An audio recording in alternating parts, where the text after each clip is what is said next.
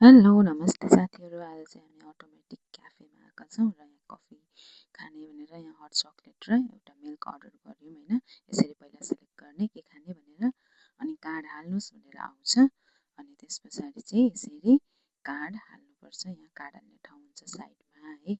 अनि कार्ड हालिसकेपछि यो एक फोनको घुमेर यसरी ल तपाईँको चाहिँ पैसा काटियो भनेर आउँछ र कार्ड निकाल्नुहोस् भनेर यस्तै देखाउँछ। अनि हामीले कार्ड निकालिसकेपछि अब हामी कप निकाल्छौँ। पहिला पेपर कप, र यो कप निकालेर चाहिँ हामी कफी आउने ठाउँमा जहाँबाट हामी खानेकुराहरू निकाल्छौँ त्यहाँ चाहिँ अब यसरी दुध आइरहेछ है। पहिला चाहिँ यो चाहिँ हामीले चोको मिल्क हो।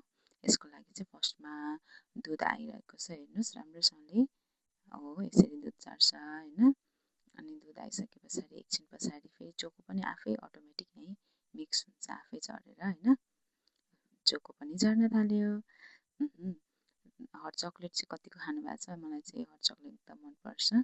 यो जाडो महिनामा प्रायः गर्मीमा जसलाई मनपर्छ खाँदा एकदम राम्रो। कफीको अप्सनमा चाहिँ म चाहिँ प्रायः हट चक्लेट खान्छु। यसरी एकैछिन कुरिसकेपछि यो भरियो, र यो भरिसकेपछि अब हामी यसलाई निकाल्छौँ।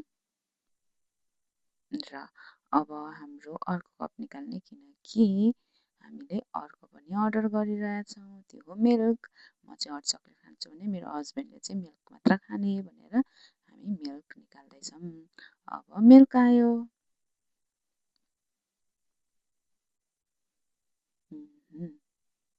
ल हेर्नुहोस् है, त्यसरी दुध मजाले जारिरहेको छ।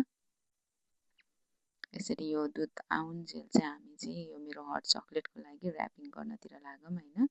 यहाँ चाहिँ राखिदिएको छ बिर्कोहरू पनि, व्हाइट एन्ड ब्ल्याक रोजी रोजी। अनि यो चाहिँ पेपर चाहिँ यो चक्लेटको बाहिर लगाउने, किनकि यो कप एकदम तातो हुन्छ नि त, हट चक्लेट बाहिर तातो भएकोले। अनि त्यस पछाडि मैले चाहिँ ब्ल्याक कलरको रोजी, मलाई चाहिँ ब्ल्याकले चाहिँ अलिक तातेर हुन्छ, अनि तातो खान मनपर्छ, सेलाएको चाहिँ मन पर्दैन होइन। यहाँ स्ट्रहरू यसरी राखिदिएको हुन्छ। स्ट्र पनि हामीले निकाल्यौँ। यो सबै सेल्फ सर्भिस हो। यो चाहिँ अटोमेटिक सप हो होइन। यो चाहिँ ठुलै क्याफे जस्तै हुन्छ, यहाँ तर कोही मान्छे हुँदैन। अनि हामीहरूले चाहिँ आफै सेल्फ सर्भिस गर्नुपर्ने हुन्छ। यहाँ चाहिँ कोरियामा भएकोले होला, अब कहीँ केही चोरी होला, कसले त्यत्तिकै झिकेर खाला भन्ने हुँदैन होइन।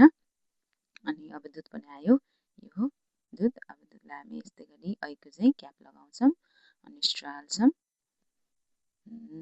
हाम्रो यो चाहिँ एकदम हुन्छ नि, जाडोमा खानको लागि एकदम राम्रो हुन्छ। यसरी बाहिर हिँड्दाखेरि हरेक ठाउँमा चाहिँ कोरियामा यस्तो क्याफेहरू भेट्न सकिन्छ, अटोमेटिक क्याफे। नभए सानो बुथ जस्तो पनि हुन्छ होइन, जहाँ चाहिँ पैसा हालेर डाइरेक्ट कफी निस्किन्छ।